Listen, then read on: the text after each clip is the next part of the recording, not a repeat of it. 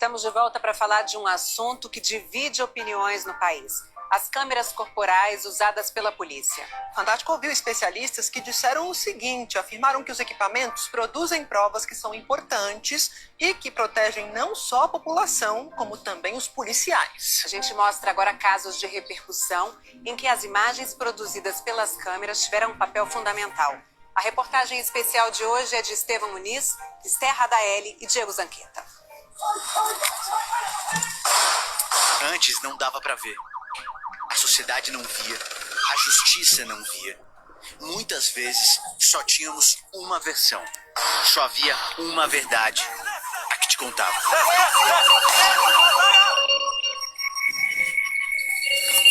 Aqui eles têm um objetivo, uma missão. Cautela, hein, rapaziada. São 4 policiais da rota, a tropa de elite de São Paulo. Senhor, entra pra dentro. Entra pra dentro. Eles participam da Operação Escudo, uma das mais violentas da história do Estado. Depois do assassinato do soldado Patrick Bastos Reis, que também era da rota, cerca de 600 policiais foram mobilizados para prender os acusados e combater a criminalidade na Baixada Santista. Todos dessa equipe têm câmeras corporais, ou COPs, como são chamadas pelos policiais de São Paulo. São imagens de 30 de julho do ano passado, 3 dias depois da morte do soldado Patrick. O Ministério Público analisou esses arquivos de vídeo e concluiu: o que aconteceu aqui foi o homicídio de um homem que estava desarmado, que não partiu para o confronto. E a promotoria diz mais, que os policiais fizeram de tudo para dificultar a captação de imagens e do som. Pode desligar a foto? Desde 2020, a PM de São Paulo tem usado as câmeras corporais. Batalhões específicos passaram a adotá-las. A rota foi um deles. Era de manhãzinha, no Morro do Macaco, favela do Guarujá. O chefe da equipe é o 3º sargento Eduardo de Freitas Araújo. Os outros integrantes da equipe são o cabo José Pedro Rodrigues Júnior e os soldados Augusto Vinícius de Oliveira e Vitor Nigro Pereira. Primeiro, eles abordam 3 moradores. O áudio não foi gravado em nenhuma das câmeras.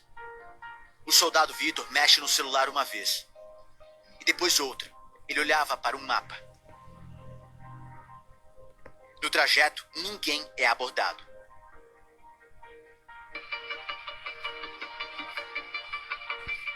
Os policiais avançaram por essa viela. Aqui, um agente segura no braço do chefe da equipe e indica uma casa.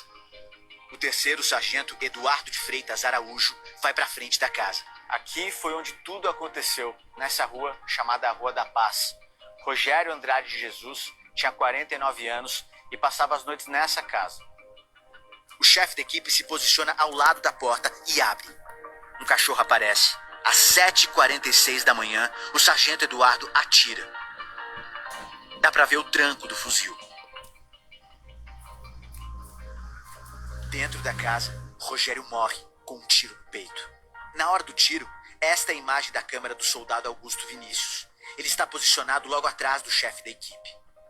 No mesmo horário, a câmera do cabo José Pedro apontava para o outro lado, para a rua.